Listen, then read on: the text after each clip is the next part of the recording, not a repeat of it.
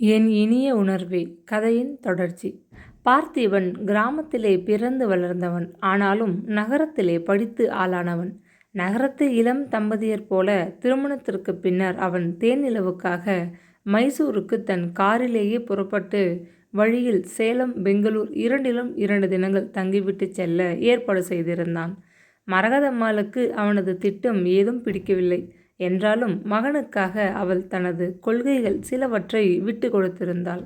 கல்யாண சாப்பாடு விமர்சையாக முடிந்ததும் கூட்டம் கலைந்தது. அலமேலு அம்மாளின் வீட்டில் மணமக்களுக்கு சாம்பவியின் பெற்றோர்கள் தங்களால் ஆன சீர்வரிசைகளை தந்து மணமக்களை மலர் தூவி ஆசி செய்து அனுப்பி வைத்தனர். பொழுது அமர்வதற்குள் புறப்பட்டு சேலம் சென்று ஓட்டலில் தங்க ஏற்பாடு செய்து விட்டிருந்த பார்த்திபன் பரபரப்புடன் மனைவியுடன் தன் வீட்டிற்கு வந்தான்.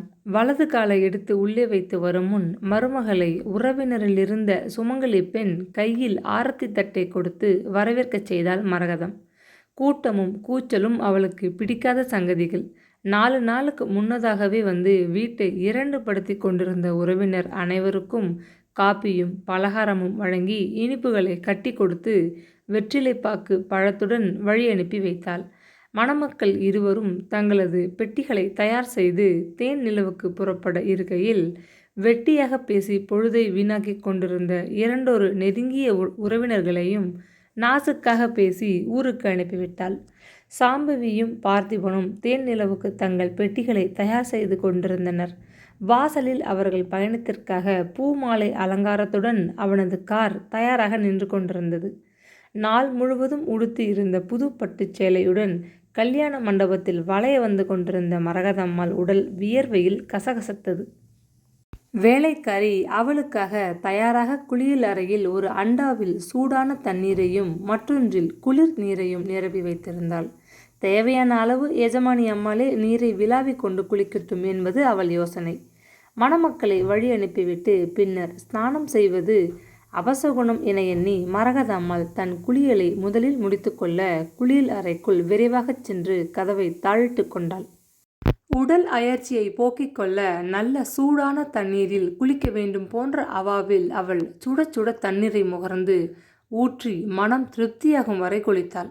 பின்னர் மாற்று உடை அணிந்து கொண்டு மெல்ல கதவை திறந்து கொண்டு கூடத்திற்கு வந்தாள். ஊஞ்சலில் வந்து அமர்வதற்குள் அவள் நடை தள்ளாடியது. வீடே சுற்றுவதை போன்று ஒரு திகைப்பு. மெல்ல நடந்து ஊஞ்சலின் சங்கிலியை ஆதரவுக்கு பிடிக்க அவள் கை நீட்டிக்கொண்டு தடுமாறுவதை கண்ட பார்த்திபன் ஒரே தாவில் மாடிப்படிகளை கடந்து இறங்கி ஓடி வந்தான்.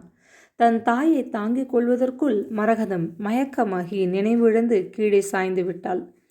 சமையல் ஆளிலிருந்து தோட்டக்காரன் வரை எல்லோரும் பதைபதைத்து கொண்டு அங்கே குழுமினர். ஒரு வேலைக்காரி டம்ளரில் நீரை எடுத்து வந்து முகத்தில் தெளித்து சிறிது புகட்ட முயன்றாள். தன் நினைவற்று தரை மீது சுருண்டு கொண்டு கிடந்த தாயை கண்டு துயரத்தில் துடித்து போனான் பார்த்திபன். டாக்டரை கூட்டி வரேனுங்க. ஒரு ஆள் வலிய முன் வந்தபோது ஓடிப்போய் கையோடு கூட்டி வா என்று உத்தரவிட்டான்.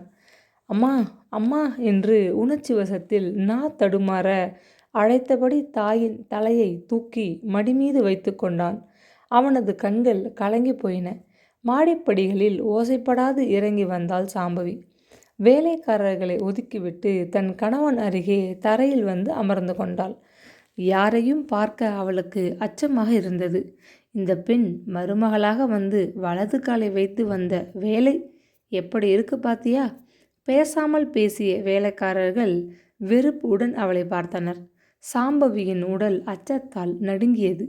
அத்தை அத்தை மெல்லிய குரலில் கூப்பிட்டபடி அவள் மெல்ல கையை நீட்டி விரல்களை மூக்கருகில் வைத்து பார்த்தாள். லேசாக சுவாசம் வந்து கொண்டிருந்தது.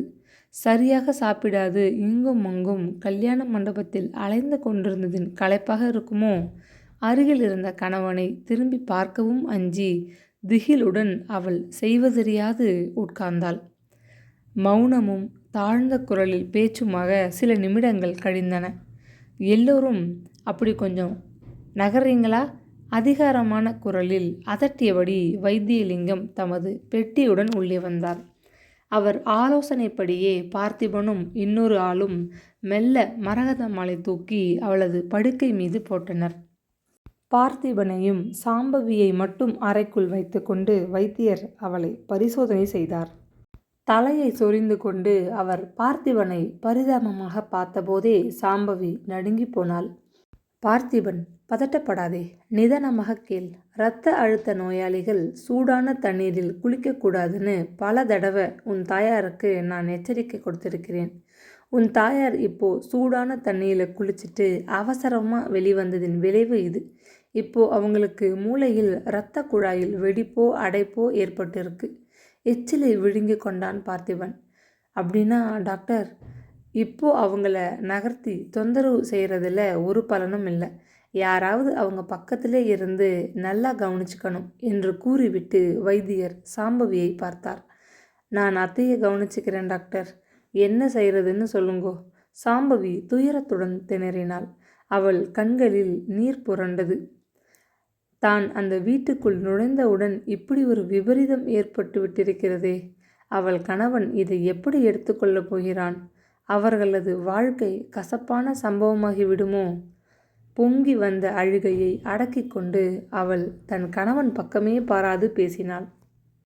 ஒரு சமயம் சில மணி நேரம் இப்படியே மயக்கமாக இருப்பாங்க. பிறகு மெதுவாக கண்ணை விழித்து பார்க்கலாம். 2 14 நாள் வரை நிலைமையை பற்றி ஒன்றும் சொல்ல முடியாது. எதுக்கும் டவுனில் இருந்து நான் ஸ்பெஷலிஸ்டை வரவழைக்கிறேன் என்று கூறிவிட்டு தலையை ஆட்டிக்கொண்டு வெளியேறினார் வைத்தியலிங்கம்.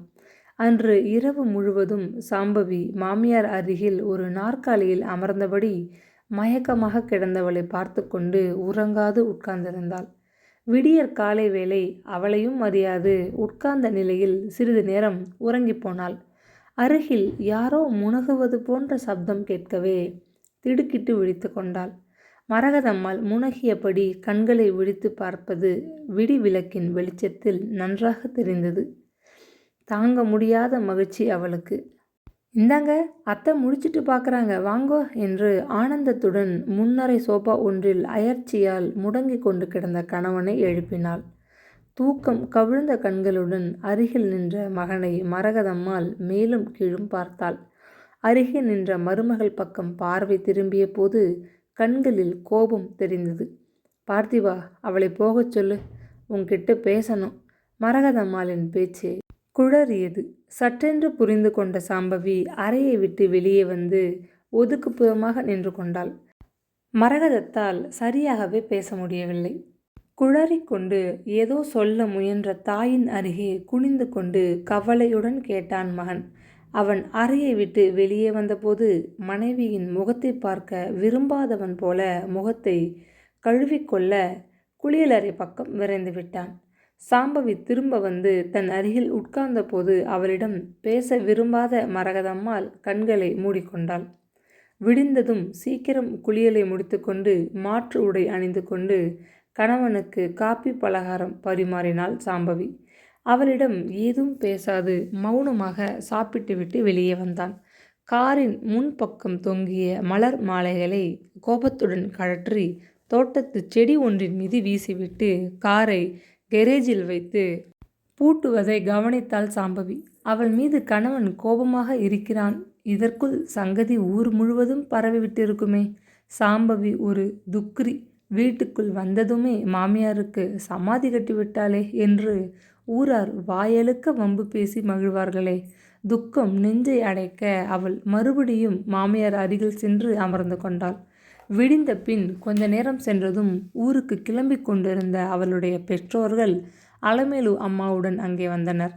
என்ன பேசுவதென்றே விளங்காது சங்கடத்துடன் அவர்கள் மரகதம்மாள் படுத்திருந்த அறையை எட்டி பார்த்துவிட்டு பார்த்திபனுடன் முன்னறையில் வந்து உட்கார்ந்து கொண்டனர். நரம்பு வைத்திய நிபுணர் வரப்போறதாக கேள்விப்பட்டோம். ஏதாவது நாங்கள் உதவி செய்யணும்னா இன்றைய பயணத்தை ஒத்தி போட்டுட்டு இங்கேயே இருக்கோம். மெல்லிய குரலில் பேசிய மாமனாரை வெறித்து பார்த்தான் பார்த்திபன். அவசியமில்லை, இங்கே உதவிக்கு ஏராளமானவங்க இருக்காங்க. பட்டென்று அளித்த பதில் சுருக்கென்று மனதை தைக்கவே அவர்கள் வெகுநேரம் அங்கு உட்கார்ந்திருக்க கூசி விடைபெற்று கொண்டு கிளம்பிவிட்டனர். சிறிது நேரத்திற்கெல்லாம் டாக்டர் வைத்தியலிங்கம் ஸ்பெஷலிஸ்டுடன் கூட ஒரு நர்ஸ் பெண்ணுடன் வந்தார். நரம்பு வைத்திய நிபுணர் வெகுநேரம் மரகதம்மாளை பரிசோதித்தார். மூளையில் ஏற்பட்ட இரத்த கசிவினால் மரகதம்மாளுக்கு பேச்சும் பாரிசம் மெல்ல ஏற்பட துவங்கி இருக்கிறது. பேச்சும் தடுமாறுகிறது. வலது பக்கம் கையும் காலும் விழுந்து விட்டிருக்கிறது.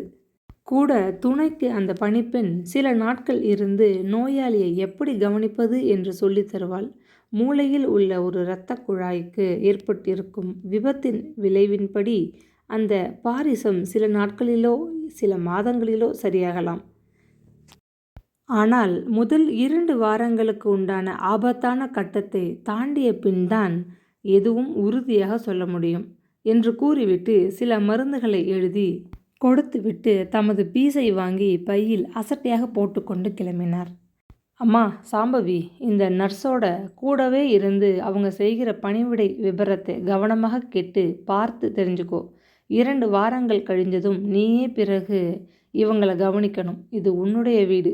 இவங்க உன் மாமியார். அதனால் இவங்களை நல்லா கவனிச்சிக்கிறது உன் கடமை. சோகமாக முறுவலித்துவிட்டு வைத்தியலிங்கம் வெளியே வந்தார். தாம் எதிர்பார்த்தபடி அந்த பெண்ணுக்கு அந்த கிராமத்திலே மாப்பிள்ளை கிடைத்து திருமணம் நடந்தேறியது பற்றி அவருக்கு பெருமையாகவும் மகிழ்ச்சியாகவும் இருந்தது. ஆனால் கல்யாணமான அன்று இப்படி ஒரு துயரமான நிகழ்ச்சி ஏற்பட வேண்டுமா? அந்த கிராமத்தில் இருந்த சில பொல்லாத மனிதர்களை அவர் நன்றாக அறிவார். பார்த்திபனுடன் அனுதாபத்துடன் பேசி அவன் மனதில் இல்லாத குழப்பங்களை உண்டாக்கி சாம்பவியின் வருங்காலத்தை வீணாக்கிவிட்டால் இந்த பெண்ணின் ஜாதகத்தில் ஏதோ கோளாறு இருக்கிறது. இப்போ உங்கள் அம்மாவுக்கு இப்படி நோய் வந்திருக்கு. தொடர்ந்து அவள் இங்கே தங்கினால் உன் உயிருக்கு ஆபத்து ஏற்படும் என்று கூசாமல் பயமுறுத்துவார்களே. தான் பெற்ற மகளுக்கு ஏதோ சங்கடம் ஏற்பட்டு விட்டது போன்று கனத்த மனதுடன் தமது ஸ்கூட்டரில் அவர் ஏறிக்கொண்டு நகர்ந்தார்.